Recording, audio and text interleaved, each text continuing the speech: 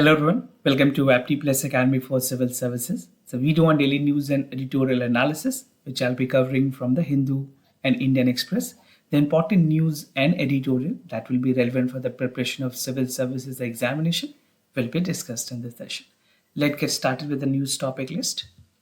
Today is 5th of April. The first important news, that is the National Medical Commissions or Council issued the code of conduct both for teachers as well as for the student. Second, Finland joined NATO in an historic shift, something very important, and this will have a lot of geopolitical conflicts and even in the part of the Russia-Ukraine war that is ongoing. Third, that is third edition of India's Justice Report. We'll see the detail about this report. The second last is World Bank lowers India growth forecast, and the last is an editorial in a control digital lending issues of public interest. Apart from the news and editorial discussion, at the end of this video, there will be MCQ based questions. These questions will be based on current affairs that will help you for the upcoming prelims examination. So without any further ado, let's get started. And if you are new to our channel, do not forget to subscribe Apti Plus Academy for Civil Services on YouTube. If you like this video, if you find this video informative and helpful for examination purposes, do press a like button. And if you're someone who will be appearing for prelims 2023, so before you attempt the actual examination, it is always mandated that you go for test series, practice a lot many questions. So we at Apti Plus providing you prelims test series 2023, where 60 high quality tests will be there. This will include 6,000 plus questions along with the 12-month subscription of IS Gazette magazine, a must read for current affairs. So do check it out the video description section where I provided the detail where you can further check more details and even register yourself for the test series. So do check it out.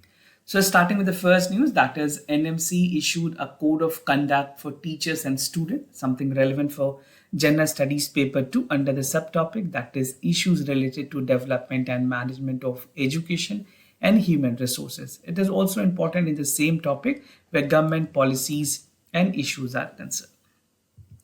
So the National Medical Council, the apex regulatory body for medical education and medical professions, has come up with a guideline, and this guideline is with regards to the ethical practice, a code of conduct for the medical students, teachers and the institution at large.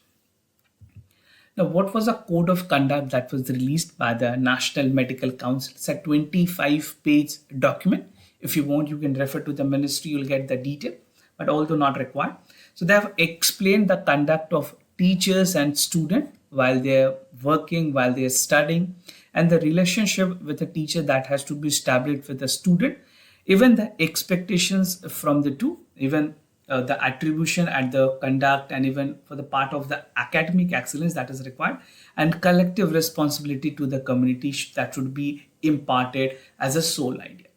Now, the document noted that there should be no discrimination in either on the basis of sex, gender, sexual, or on the part of the socio-economic classes. So there cannot be any discrimination when we are imparting, although India is a country which calls for equality and there's a right of equality for each and everyone that is already envisaged in the Constitution of India. Now, what is the rationale of this guideline? Why the government has come up and even the National Medical Council has come up with this guideline? So it says that the intention behind the guideline was to make students understand the grave responsibility, their position they have actually chosen. See, when it's come to doctor, they definitely have a lot of respect in our society, and even apart from this respect, it call for a lot more dedications and responsibility towards a society. So this will inculcate that sense, and even the teachers, the guideline were not able not to penalize the finger, but also to get the professions at their right role and basically augment the part of learning process for the student and help them to build a nation. Now, role of student is again something very important. Their nurturing is very important. As a new code, it says that they need to have a diligent when it comes to study and research. There should be a responsible in terms of personal growth and even away from the substance abuse, seeking help in the case of addictions. Now, the guidelines specifically noted that they should dress modestly, approach appropriate authorities. अगर किसी grievances की ज़रूरत है, then they should reach out to the actual grievance redressal mechanism that is there to seek the professional help. And even students are advised to work towards ensuring the ethical doctor relationship. See, ethics is something which is very, very important in a profession. In any profession, be it is very important. Either it is civil services, you are a lawyer, you're a doctor, any profession call for a level of ethical practices and ethical dimension. But when it comes to doctor profession, ethical part is a mandate, right? So this call for more public trust in the health system. Recently, you have come across where the doctors are protesting because of the passes of a bill in Rajasthan. I think I've discussed this news and you must be aware. तो इस तरह की चीज़ों से जो ethical dimension है medical fraternity की, वो कहीं ना कहीं नेगेटिव इंप्रेशन क्रिएट करती है that if a bill which has come up for the betterment of the people then why doctor are protesting right there are other loopholes that might be there but to a larger extent society get a bad impression now they were also wanted about the possibility of the possible profession hazard that is associated with the indiscriminate use of the social media. So there should be some limitation restriction that will maintain the dignity for the profession.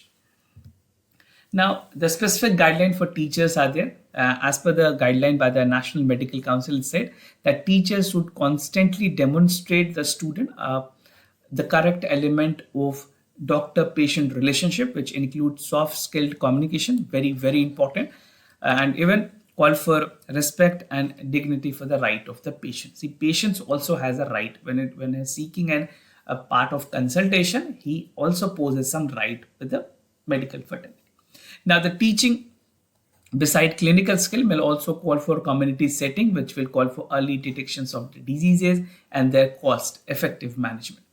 Now, teacher must be aware of the mental stress that the student is ongoing with during the phase of its program. If MBBS program is being done, the Bachelor of Medicine and Bachelor of Surgery, there's something that is evolved, right? They have a level of mental stress, the study stress, and other stress are going on. They have to also simultaneously go for internship. So balancing the work life become difficult for a doctor. So these things need to be taken care by the institution and in particular by the teachers. And the teacher should also make student aware of the medical legal aspect of the patient's care.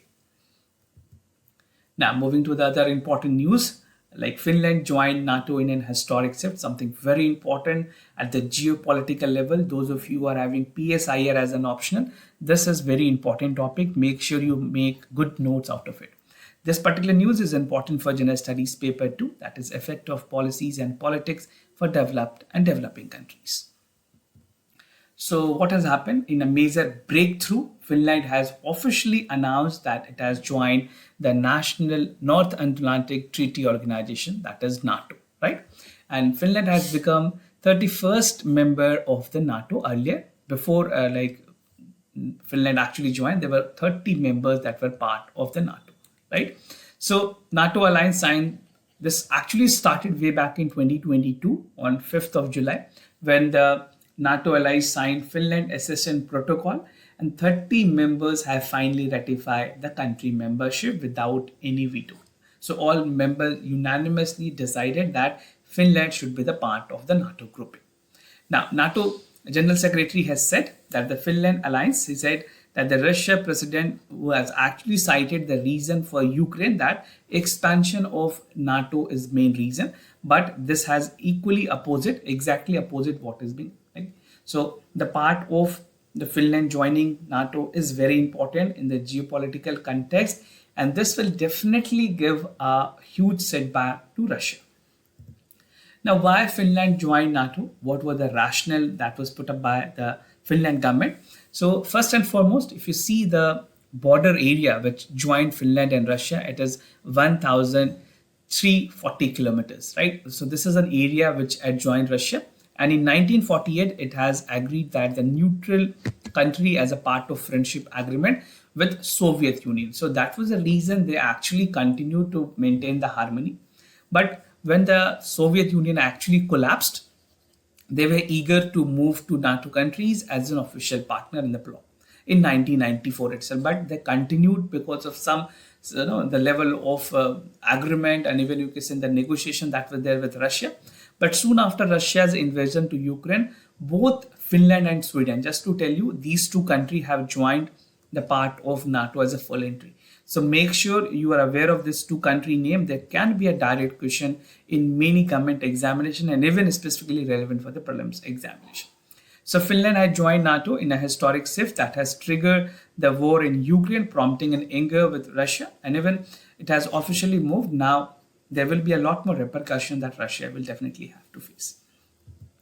Now this is the area I'm talking about. This is the border area. You can see the part of the border which is there, 1340 kilometer. This is the entire Finland, right? And as I've told you, Sweden has also recently joined. So this together form a block right here, right?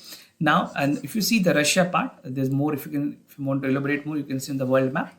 So this is a part of Russia, and now Finland and Sweden will together make some policies which will help even Ukraine. Now, Russia की अगर बात करें, the Russia stand, so it said that it will strengthen its military capacity in the western and northwestern region in response to the move of Finland. And the event will mark the era of military non-alignment for the Finland that began the country repealed invasion attempts. And even if you see the Soviet Union during the Second World War has opted to try a friendly relationship with Russia. Now, brief about NATO. I think most of you must be aware of the NATO functioning, but just to tell you that the North Atlantic Treaty Organization is a military alliance that was created in 1949, and it aims to provide collective security against the Soviet expansionism and to encourage the European political intrications in aftermath of the World War II. Now, it serves as a collective security system wherein the member states mutually defend and attack on the member party. So there's a group, there's a bloc which work together and even help each other country. And even that is the reason Ukraine was joining the part of the NATO, but still the due process of law that has to be followed before actually Ukraine joined the NATO. Now, the working structures की अगर बात करें, the NATO delegation, if you see, there are two part of the members working structure. First is the NATO delegation, and there is a military representative. In this, we have nuclear planning group, and there we have North Antarctic group, and the other coordination along with military work for military committees, allied committee operations, allied command transitions, and there is Secretary General for the international staff. This is how the structure of NATO actually works. Now, the third edition of India's Justice Report, something important for General Studies Paper 2, that is the structure, organization, and function of executive and judiciary. So, the third edition of India's Justice Report was released recently, and the report found that India has 19 judges per million. This is something astonishing fact, and a grave situation for India judiciary system, where the calculated against the strength of the backlog cases is 4.8 crores. Now, this report, which is released by Tata Trust, has actually initially started in 2019. And this is not only by Tata Trust, there are other stakeholders, which is the part of the collaborative effort, which include the Dutch, Common Human Rights Initiatives, Common Cause Center for Social Status with the Center for Legal Research, and TESS, that is Tata Institute of Social Sciences, Prayas. So that's together as an amalgamation of the institutions that come up with the report. Now, there's a specific highlight about the women judges that is there in India, the functioning.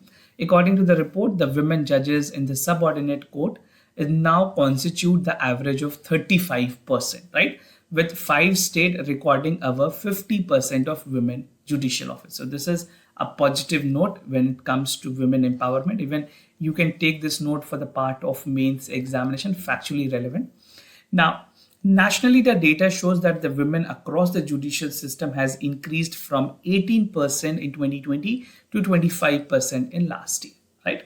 And the increase is better than the women participation in the police forces, which is at 11.75% and 13% among the prisoner staffs. Now, this is what the data is shared across, this research paper has actually highlighted.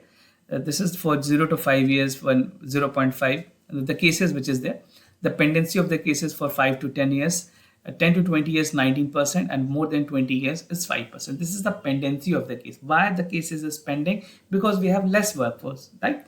So women workforce की अगर बात करें, that the women constitute 50% of the district judicial workforce, and Goa has topped 70%, followed by Telangana, that is 52.8%. So if it is being asked in examination which state specifically, then the correct answer will be Goa, followed by Telangana. Now in smaller state like Meghalaya, it has 62% participation, and Sikkim has 52.4%, followed by Mizoram, that is 51.2% as a top ranker. Now the report also highlighted the crucial concern on the vacancies which is there in the high courts and the lower courts, and the vacancy among the high courts stood up to 30%. Just 20,076 high court judges are available for 1.4 billion people. Now the vacancies in subordinate judiciary has stood up to 22%. Now there's another point of concern, that is the budget shortcoming. The financial part for the judiciary is a big concern. And the report found that the budget for the judiciary was abysmally low, reporting that only Delhi and Chandigarh as a state, basically state and union territories, that spend 1% of its total expenditure on judiciary. Very, very important point specifically for mains examination. These are the fodder points that you can even use, right? And no other state use more than 1%, right? You can highlight this. And even the national budget spending in judiciary stood at 146. Now, pending cases की अगर बात करें, definitely there are a lot many pending cases which was found. 28 state and union territories, including 4 high court, has remained the cases for 5 years. District courts की अगर बात करें, 11 state and union territories in every 4 cases were pending over 5 years.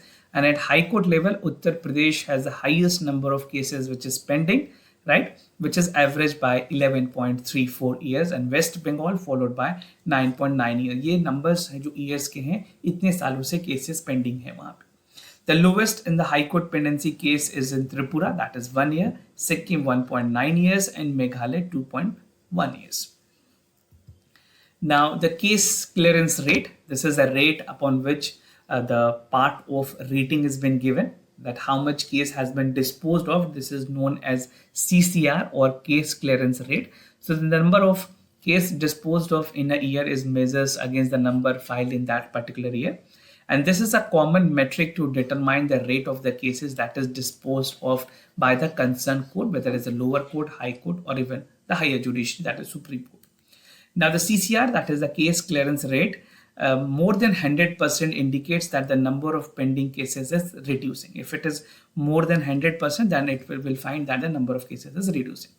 The report found that the High Court are clearing more cases annually than the subordinate court. So the functioning of High Court is better. Now the data on case clearance, some basic data that you must know. So third report जो आई है India Justice Report, for between 2018-19 to 2022, it found that the national average has improved by 6%, right? And earlier it was 88.5, now it is 94.6%. For High Court, it has declined by 3.6%. Earlier it was 93, now it is 89.4. So this is declined by 3%. Now in the states, Tripura is the only state where the case clearance rate and the CCR has remained above 100%, except for the year, for the pandemic year where the court was actually not functioning. For other court like Kerala, Odisha have a higher case clearance rate, which is 156% and 131% respectively. While the high courts of Rajasthan is 65%, Bombay 72% as the lowest clearance rate. Now the news, that is World Bank lowers India's growth forecast, something relevant for General Studies paper 3 under the subtopic of GS, that is Indian economy and issues related to planning, mobilization, resource growth and development. So the World Bank has recently revised India GDP growth forecast for the financial year, and it says that it will be 6.63 from 6.6 in December. That was actually forecasted. So 0.3 reduction was made by the World Bank. And the service sector, which was followed by the construction sector, were the fastest growing industries in India. So for match the column or pairing section for the prelims examination, this is relevant that you should know that service sector first, followed by the construction sector are the well performers. Now, reason for low growth forecast, why World Bank has reduced its forecast. So World Bank के मुताबिक some constraints are there when it comes to like slower consumptions which is there, and even the slow income growth along with the challenges in the external condition. External condition to larger extent Russian-Ukraine war is one of the factors. Now, the slow income is also expected to weight the private consumptions, while the government consumptions is likely to grow at the slower pace during the withdrawal of pandemic-related fiscal support measures. Now, India's economic performance, how India will perform, and for the growth forecast. So the World Bank said that the Indian economy continue to show the strong resilience. COVID-19 के बाद post pandemic, the recovery of the economy is the fastest growing economy in the despite the significant challenge of the COVID-19, right? So this is what the World Bank has highlighted. And World Bank also noted that the inflation remained high. Average round is 6.7% and current account deficit has narrowed in the December quarter to strong service export and easing the global commodity prices. However, the female labor force participation rate and size is again low in the informal sector. This is again a cause of concern. Now, this is a graph projection that was made by the World Bank. Earlier, it was 3.9 for 2020, 21, 5.8. This was a negative growth that was projected. For financial year, it was 9.1. Then for 2023, it is 6.9. Now, it has revised to 6.3. Physical deficit targets की अगर बात करें, world bank ने categorically कहा है that central bank to meet the physical target of 5.9% of the GDP combined with the consolidated in the state government deficit and the general government also has a projected decline. So both the state as well as center is witnessing a decline. Now on the external front, the current account deficit, that is CAD, is projected to narrow by 2.1%, right? And even the estimated 3% of the financial year go back to the robust service export and narrowing the merchandise trade deficit. So there can be a question statement based question in the prelims examination about the fiscal deficit. Now moving to the editorial of the day, in a controlled digital lending, the issue of public interest, something relevant for general studies paper 2, that is the government policies and intervention for the development of various sectors and issues arising from it. It is also important for the same paper in general studies paper 2, where issues related to education and management are concerned. So what I'll be discussing in this editorial, first talking about the theme. The editorial focuses upon the controlled digital lending. Some of the important issues that is pinned under this editorial is the potential of internet archive, copyright issues, understanding controlled digital lending, future of controlled digital lending, CDL, that is the controlled digital lending and public interest, and India and the controlled digital lendings. So let's get started. And before I begin, just to give you the basic premise, what is the controlled digital lending? ये enable करती है libraries को to scan the copies which is there, the physical copy, and lend in a digital version in a book, like against a book, against a physical copy, and controlled manner में ये सारी चीजें distribute होती है ताकि copyright के जो issues हैं, copying के जो issues हैं, उसको ध्यान में रखा जा सके. Now, in this context, there is a tussle that is ongoing between the United States government and a major publisher which is Internet Archive, जिसे IAB बोलते हैं. Now there's a fundamental questions about the copywriting and the technological advancement. They have actually pleaded that this particular organization is, which is basically a non-profit organization. अगर IA की बात करें, this is a non-profit organization which is building a global accessibility of libraries.